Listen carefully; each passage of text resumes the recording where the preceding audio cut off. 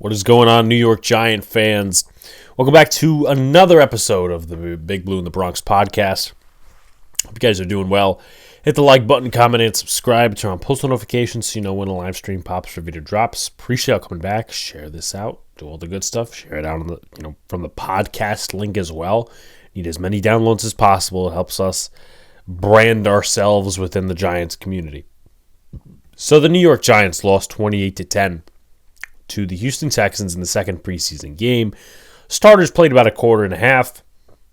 As far as the backups go, they play the rest. And there's definitely the good, there's definitely the bad, there's stuff we already know, there's stuff we didn't know, and there's the ugly as well. And one of the first topics will be Daniel Jones. There's really no beating around the bush regarding that topic. But it's also very not encouraging to see that the backups had 3 turnovers, which means a lot of guys are getting cut. Well, we knew that already, but those guys who were on the roster bubble, check out the roster bubble series video if you haven't already, or the series, I should say. We know those guys on the roster bubble who committed those fumbles, they're probably not making the roster. So, I'm going to start with Daniel Jones first. I know that's a quick slide right into the biggest topic coming from this preseason game. And I believe it's going to be the topic that we spend most of our time on. Daniel Jones. Now, he was getting all the hype and all the press from the practices. The joint practices against the Lions. He's throwing touchdowns. He's doing this. He's doing that. In camp, he's doing well. And, obviously you guys know my view on Daniel Jones. You know my view coming back from training camp, right? Some days he was good. Some days he was just average and they just did checkdowns. And some of the days he was really bad. So it was a mixed bag of candy. Some good, some mediocre, and some rotted candy. So he comes into this game, and I'm not going to bring Twitter into this, but I'm talking about my perspective. You guys can unload your perspectives in the chat if you disagree, agree, whatever. My perspective coming into this game was, look, show me offensively, the offense, the defense, show me something against a team that is probably going to be in the contention for an AFC divisional round, AFC championship game, that caliber. I don't know if they'll be Super Bowl favorites, but the Texans are a very good team. They're very well coached. Their quarterback is awesome. So show me that the Giants have taken a good step in the right direction, because last year against the Panthers, we all said hurrah, hurrah, hurrah. However, when you break it down and bring out the facts, the Panthers were not playing their starters, A, and B, they were the Panthers. They got their asses kicked in a couple of preseason games, and they only won one game all year. And they ended up firing their coach midseason. So there's that. And then we come into this game, and then Daniel Jones. The first pass is a curl route intended for Malik Neighbors, and it's nearly picked off. And I put my head into my arms, and I'm like, what the fuck was that? Now, here's the thing I don't get, because I see some people, and I know I said I wasn't going to bring up the Twitter base and all that, but it has nothing to do with selling the route. I'm going to be completely honest with you. That's just my personal opinion. It has nothing to do with selling the route. Malik Neighbors had a few nice plays in the game. Few nice plays. And it has nothing to do with route selling on that curl, because opposing defenses know the Giants run curls a lot with Daniel Jones at quarterback, and Derek Stingley knew that, and Derek Stingley almost picked it off. So the first drive does not go as planned, which I'm like, okay, the Giants need to start moving the fucking ball. So the Giants, they're pinned a little bit after the defense makes a huge stop. I mean, bend but don't break. We'll talk about that when we get to the defense. But here we are, the defense, they saved the Giants from giving up 7 points, and they went for it on fourth down. Dex has a big paw deflection of the football, and the Giants are probably within the 20-yard line-ish, even further back. So I want to say maybe it was the first play, maybe the second, whatever it is.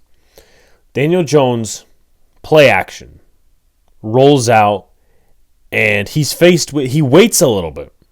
He's faced with pressure, and he does not get rid of the football. I'm like, get rid of it, get rid of it. He throws it into oblivion, and it's intercepted by Jalen Petrie. I was not happy about that. I wasn't. Who would be happy about that? And I'm not here to make excuses, and we're going to break down what's rust and what is bad decisions. That's a bad decision right there. Because there's two things attached to that really prove my point here. People are saying it's preseason, get the rust out with, this, that, the third, whatever. I've seen that similar throw twice. Once by Justin Fields. It was not a rollout play, but Justin Fields was getting rid of the ball. He threw it right into the hands of a Bucs defender last year, and it was a pick six. I don't remember who it was, maybe Devin White or someone on the fucking Bucs defense. So I saw that. And then I also saw a similar play in 2021 against the Tampa Bay Buccaneers, where Daniel Jones, he has time, then the pocket breaks down, nobody's open, and he just turns left and throws it right into a defensive lineman's hands. Now, I forget who made the pick. I think it was Anthony Nelson. Don't quote me on that. But just awful. Just awful. And before we get into the better drive, in terms of what's rust and what's bad decision making, let's go to that second interception. This is like a combination of rust and bad decision making. The second interception. The first interception is all Daniel Jones' fault. There's no doubt. And the second interception is all Daniel Jones' fault. I don't want to hear this bullshit about Jalen Hyatt. He beat his guy. He was leading downfield. Jones throws it. Right? He doesn't throw it towards the pylon. He doesn't throw back shoulder. He does not throw like in the vicinity of the end zone. He does not throw it on an arc. It is a line drive, still in the green, closest to the hash marks, and that's where Derek Stingley picks it off. I could live with that interception if it wasn't for the first play of the game and if it wasn't for the pick six. I could live with that because, okay, timing issue, you're getting the King Sal, rather do it in the preseason. But here's the other side of that. I don't know how you guys have consumed your Daniel Jones content, whether that's film breakdowns or this, that, and the third. But we've all been watching Daniel Jones for 6 years almost. And I've seen that throw before. I've seen him miss the back shoulder. I've seen him miss the deep throw. I've seen him miss that. I feel like there was definitely a throw to Kenny Golladay and a couple other throws across his career that looked exactly like that. That's where I could say, yes, you're taking a shot. Yes, you're moving the ball downfield or attempting to. Yes, it's preseason. But I've seen that before. I've seen that before. And it turned out to be an interception. So, I think it's 75-25 or 65-35, 65% being just a bad decision, or not even a bad decision, just bad execution, and the 25 or 35 being rust. Now, here's the thing, and I get it. Circumstances are different when you're not playing in a live game with live snaps and live tackling and live press man coverage at points. But we see these other quarterbacks in the preseason. Michael Penix Jr., J.J. McCarthy, Caleb Williams. We see these different quarterbacks, and it doesn't even have to be from this class. They're making their throws. Their timing with their receivers is pretty much on par. Now, here's the thing. I hear that with Daniel Jones, that excuse.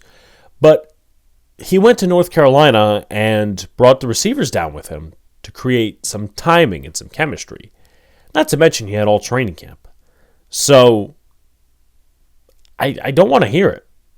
I don't want to hear it. I really don't. Because same story for the 6th year in a row. Now, for the recap of that first pick, just to settle it, and then we'll go to what he did the rest of the game, because you have to remark on that. He should have threw it at his feet. The Texans broadcasters were saying that. He should have threw it at his feet, and he should have gotten rid of the ball. And here's the thing. I posted on Twitter, and I've said it multiple times, and I don't know how other coaches run their practices because I spent most of my time at Giants camp. But within the last year and a half, the Giants quarterbacks have taken so many sacks, it's not even funny. Sacks that sometimes the offensive line is just horrible, or the offensive line is actually doing a really good job. Now, I think it was either Chris Mannertz who had trouble blocking his guy, but Daniel Jones still had enough time to escape the pocket and throw the ball away before he had held onto it for extra long and then threw it in the vicinity of Jalen Petrie. I think, again, I said this last game, I've said this before, they ought to start blowing fucking plays dead in practice. Because I'm getting this more now than I am ever in terms of what I'm seeing, and that's the Giants quarterbacks taking too many sacks. That's just the way I see it. Start blowing plays dead. Do something that incentivizes getting the ball out quick. We know the Giants are going to be full of that this season, but also a mixture of play action. But those plays matter.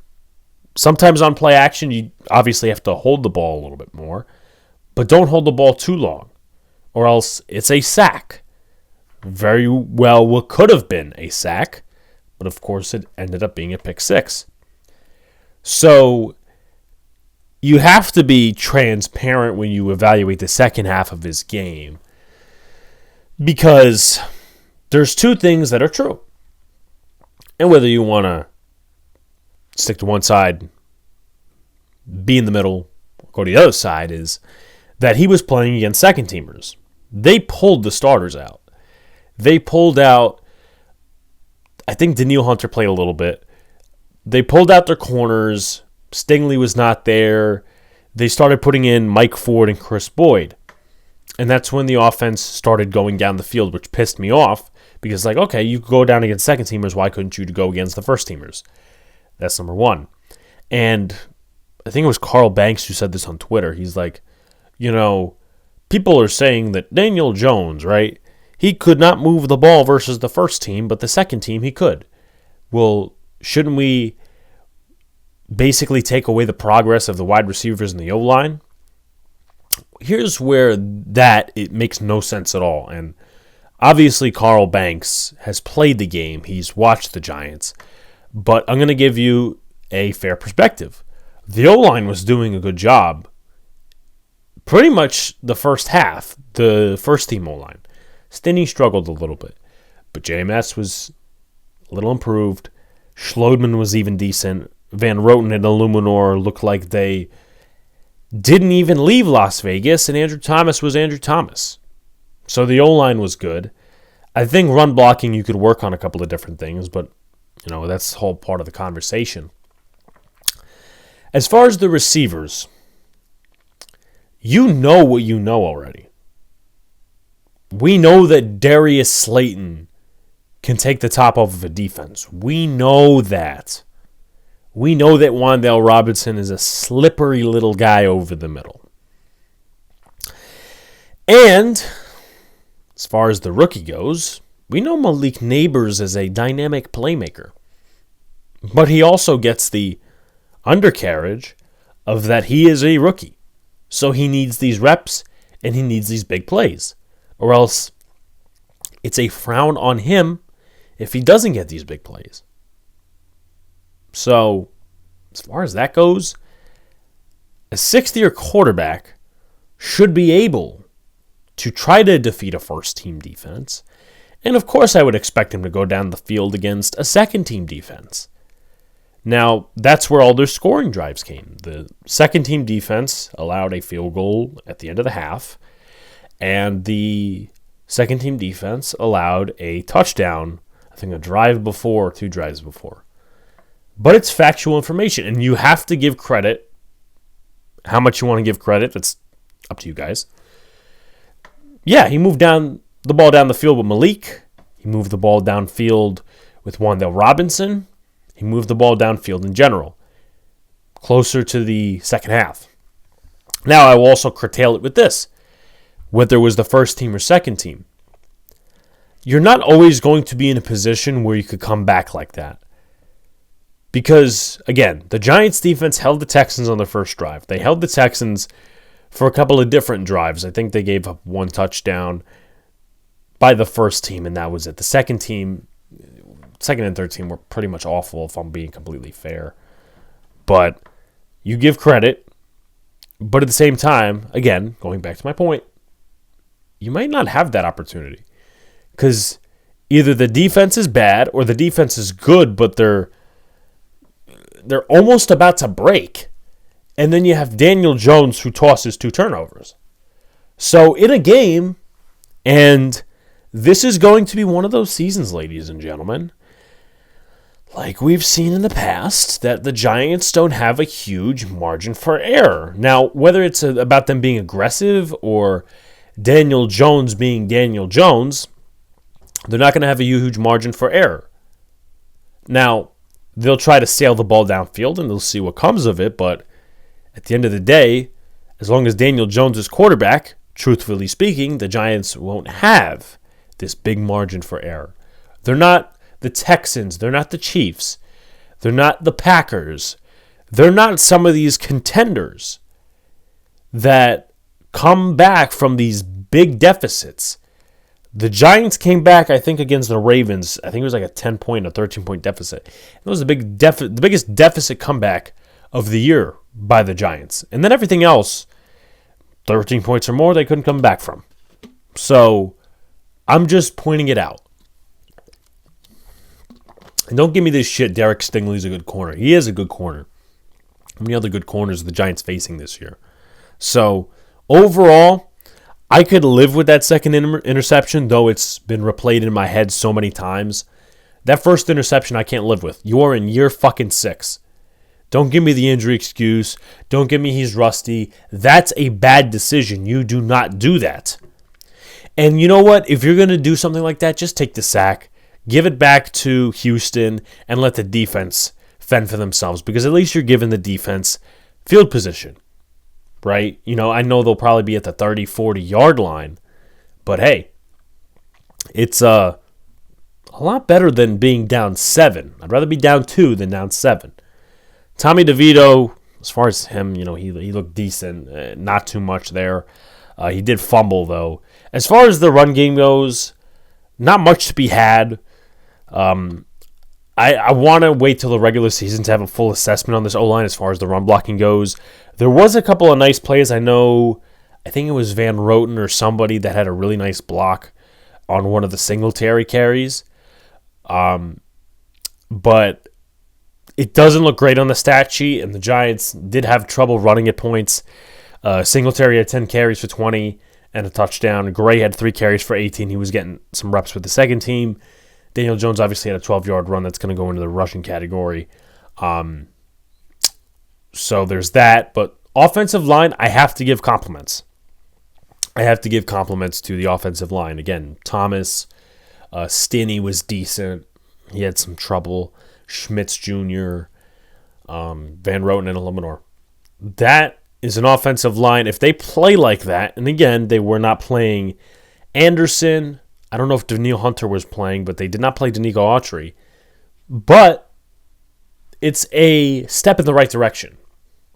And personally, I know it's a risky take. I wouldn't mind seeing them against the Jets because that's a legitimate defensive line. Now, Will McDonald, I have reservations about. Jermaine Johnson, he's pretty good. Quinnen Williams, he's damn good. And then the guy next to him, I think is going to be Michael Clemens. They traded JFM to the Broncos sometime this past offseason. So that's a pretty good damn defensive line. And I'd like to see Daniel Jones again with the Jets starters. Let's just say they play, because I think they will. I really don't see. I think it'd be incompetent of the Jets to not play their starters because they haven't all preseason. But you have your starters on the Jets play, I don't know, a quarter, a half, whatever. You have it. And Daniel Jones gets a shot at redemption. And if it's okay, he's moving the ball against a good defense, then you could have positive reservations and move into the regular season with momentum. But if you don't play him, you're pretty much on a sour note, sour taste in your mouth, and you don't know what's going to come in the regular season. Could Daniel Jones, I mean, not that a good Jets game for Daniel Jones would have flying color effects on the regular season, but it's a step in the right direction because it's against a real defense. So, but the Giants' backups in terms of the offensive line had trouble running, and I think the offensive line had trouble run blocking. Pass protection was decent. Not too many pressures or any of that stuff. The Texans totaled, 2 quarterback hits. I mean, that's not bad. That's not bad. So you could still say, aside from the shitty run blocking on the second squad, the first squad, not the first squad, the second squad's still good in pass protection. Josh Azudu had a better game. Josh Miles is still doing his thing. Jake Kubis, Jimmy Morrissey, and Jalen Mayfield. So that's a good sign, right? The Giants don't have to search the waiver wire possibly for offensive line depth, though I would like them to bring in Tyree Phillips possibly. But I think one of the interesting factoid/storylines is the fact this wide receiver core outside of the top 3-4 guys is really not sticking out. I know Dennis Houston got injured. John Giles had a terrible fumble. He was running with the football after a catch, switched arms, and it was a forced fumble. And then the guy basically took it out of Giles' hands. And Giles was not doing good in camp. He was not doing good in the preseason game 1. He didn't get any targets.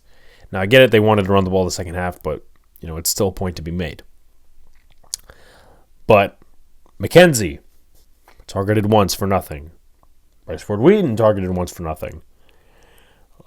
Dennis Houston talked about that. Allen Robinson, a catch for 10 yards. Hodgins, 2 catches for 14 yards, had 4 targets. So, it's going to be an interesting pick.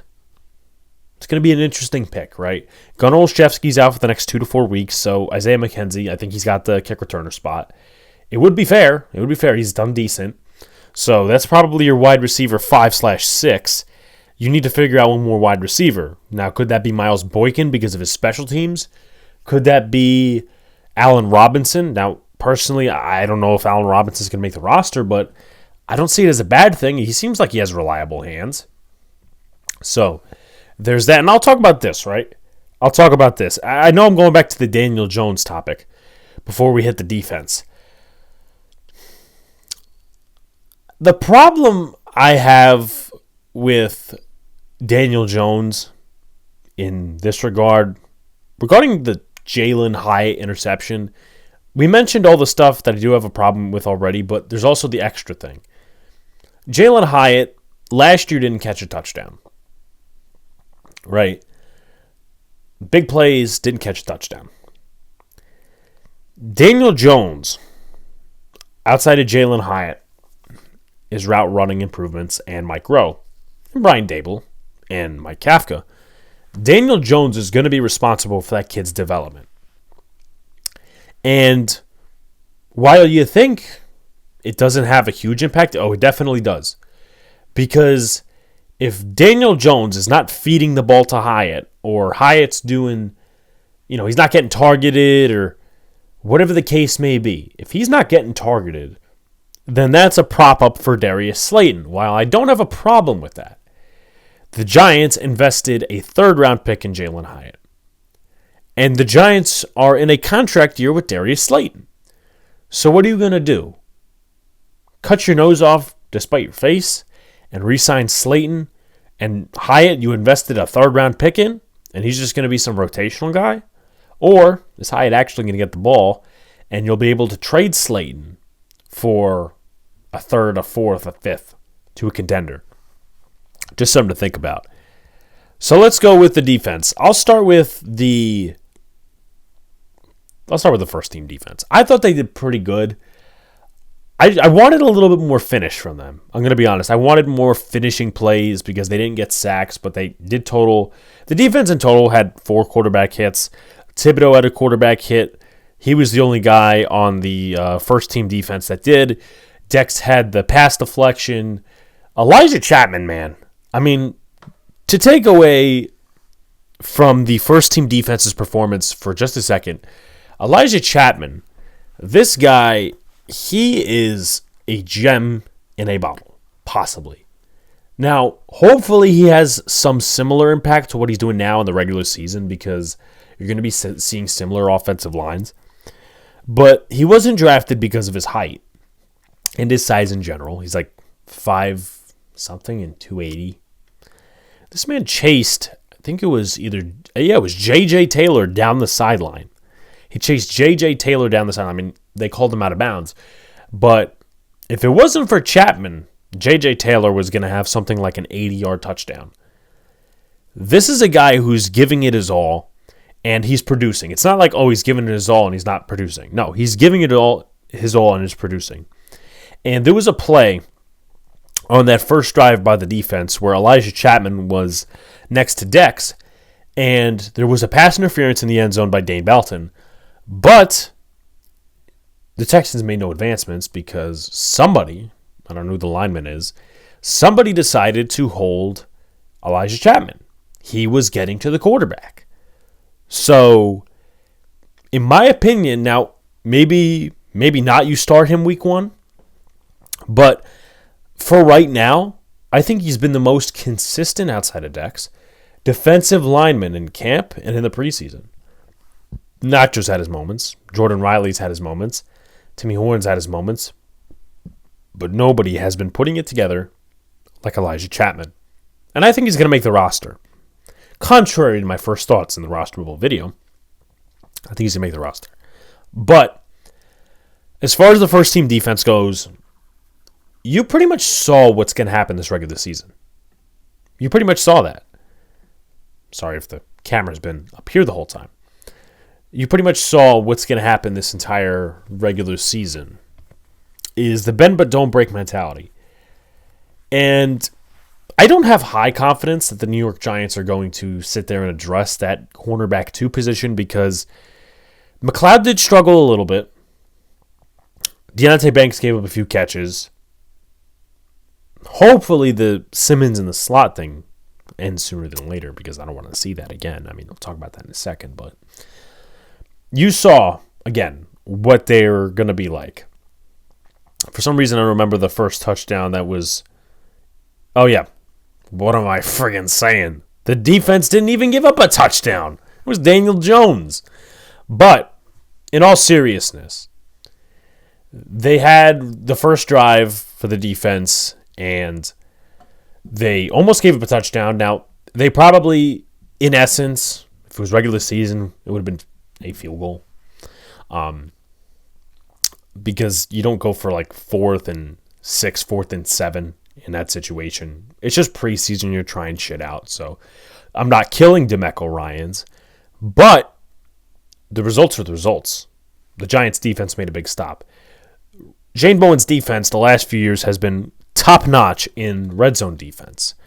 The Giants, in my opinion, for the most part, played the run really well against Dameon Pierce and the Texans. Now, we talked with Ruben Gomez. He does not have the highest confidence in Dameon Pierce. He's not been running well. And this offensive line has been a question a little bit for the Texans, minus the fact they didn't have their left tackle. I think it was Blake Fisher, the tackle from Notre Dame, who was actually playing left tackle. It wasn't Tunsil. But Titus Howard played, Shaq Mason played, the rest of the line played. So I thought they did a solid job, and I think that's a microcosm of what you're going to see this season. Now, to that corner 2 conversation, I'm worried. I'm worried because you mix a couple of things together. I've talked about this before. Bend but don't break is a decent philosophy, but at the same time, it doesn't allow you to be aggressive. It allows less guys to rush, and the Giants do have 3 legitimate rushers at the moment. But it pretty much limits you in most cases, and it does take a shit ton of time of possession. And that's what I was talking about earlier with margin of error.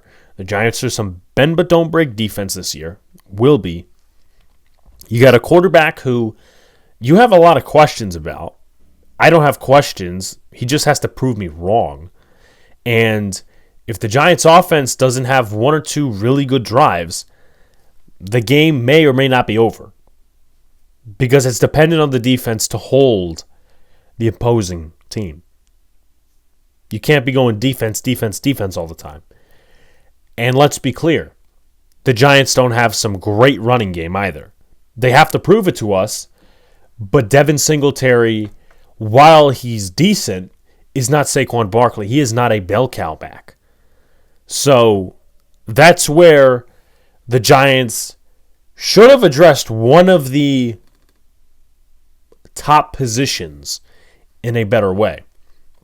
That's quarter or corner. Quarter or corner. Because those 2 positions, they tried, and then they're playing the all shucks card now. Let's be completely honest. They wanted to trade up for Drake May. They didn't get him. Okay. They wanted Kool-Aid. They wanted Kamari Lassiter, who was of the Texans. They didn't get them. And they didn't address those positions.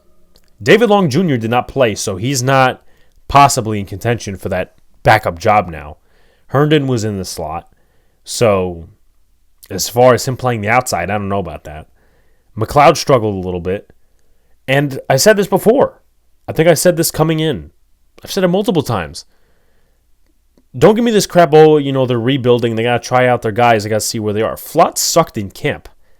I mean, how many times are we going to sit here and watch the same shit?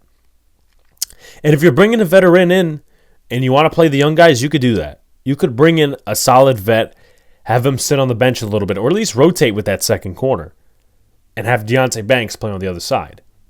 You could have that happen. But the Giants, for some reason, have really not done that. Now, I know Gilmore went to the Vikings, which is going to be an interesting week 1 thing. I know he went to the Vikings. It's a good pickup. But I feel like Ahkello Witherspoon could have been a nice addition. There are corners on the market. Just because they may not be Xavier Howard or Stephon Gilmore level doesn't mean that they're not there. So, I don't know. I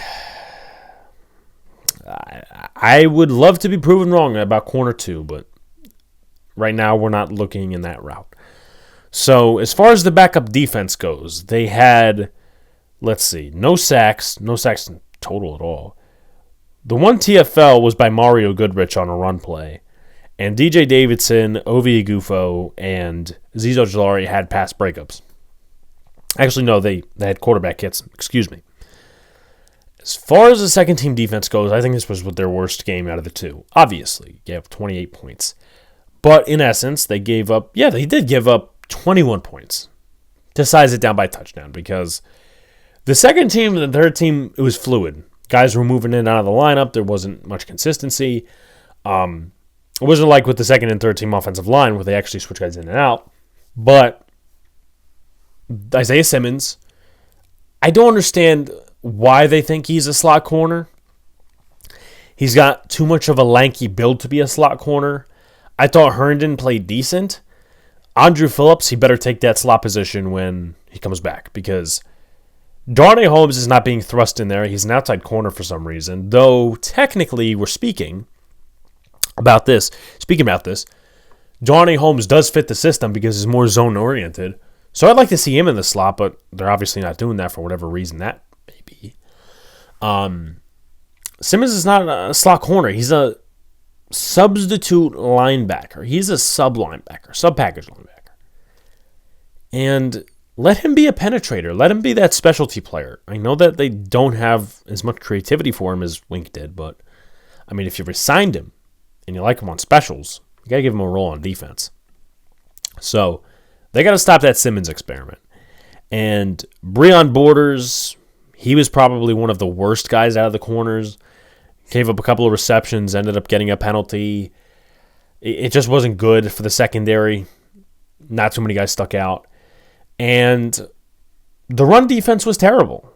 I mean, they gave up a total of, 114 yards on the ground. J.J. Taylor was with the second squad. So was Cam Akers, British Brooks, Jawar Jordan. Those guys right there, that's at least 100 yards. I think. Do the math. Ogumbawale too, but that was 2 yards per carry. But Cam Akers was destroying us. J.J. Taylor was destroying us. British Brooks had a couple of nice runs. And that was very much contrary to what you saw last game.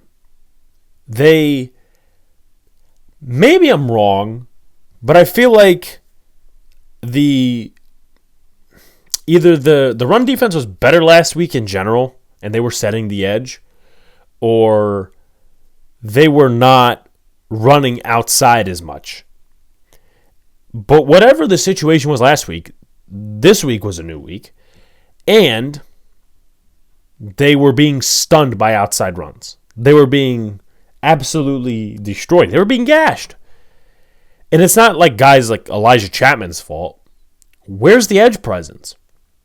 Where's Azeez Ojulari? I could tell you a couple of plays where he did not set the edge. Boogie Basham, well, he flashed in week 1. Where was he in week 2? Ovia Gufo looked decent, probably the best. Actually, no. I'd probably give it to Benton Whitley, who might be edge 3 right now, based on this game, because Basham didn't show up. Ojulari only had a quarterback hit. I mean, do you really want your edge room going into the year being Tibbs, Burns, Benton Whitley, and Ovia Gufo? Not that it's going to be, but do you really want that to happen? No, we don't. Because they can't get to the passer consistently. They're third-teamers, and the run defense is inconsistent. And once again, it's a shame that Ojulari has been quiet as a church mouse for the second week in a row. This is 2 and 3 squad guys. This is not first-teamers. And even then, first-teamers, he should be fucking beating them up. Because he's a second-round pick. Elijah Chapman's undrafted free agent. He's tearing starting linemen apart. But you got Azeez, who's been quiet as a church mouse. I don't think that there was also enough penetration on the inside. Jordan Riley, he was DJ Davidson had 2 penalties. So he might be out of a roster spot. Timmy Horn did okay. Casey Rogers was pretty much non-existent, which I know a lot of people hyped him in camp, but I'm sorry, I do not fall in that same boat. Nacho wasn't out there much. So it's going to get slim pickings and dicey over this next week with this joint practice and the preseason game against the Jets, to where you're going to get a final answer on things. Is the Giants' run defense good enough? Is their edge play just off by a week? That's, the answers you're going to get. And it's pretty much all down to what the Giants decide to do. I would like some answers if the Giants play their starters, right? Can Daniel Jones have a better week? And this is my closing argument. Can Daniel Jones have a better week? Hopefully. Hopefully Daniel Jones could have a better week if he plays.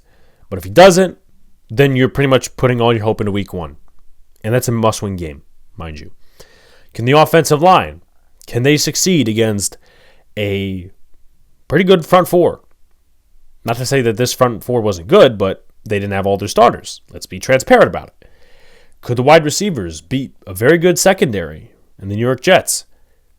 Again, joint practices are great, but at the same time, it's not game action. And you would like to see corner 2 resolved. You would like to see corner 2 with Garrett Wilson. I know they have Malachi Corley. Mike Williams is there too. You would like to see progress. And you would like to see progress out of Banks too, because Wilson kind of took him for a ride last year. And he would like to see, is there an edge presence? Is there a backup corner presence? All of which we will learn next week. Like, comment, subscribe. Turn on post notifications so you know when a live stream Pops Video drops. Appreciate you coming back. Share this out on the podcast platforms for the Jets preview. I'm going to say it should be out, I want to say Thursday night, latest Friday morning. I'll be in Florida, but I will say this. I'm going to have Matt O'Leary on. He's going to talk about the Jets a little bit, and we're going to have a discussion. It's not going to be a live stream like the last 2 episodes, but it's going to be a recorded show. Appreciate you guys. Let's go Big Blue.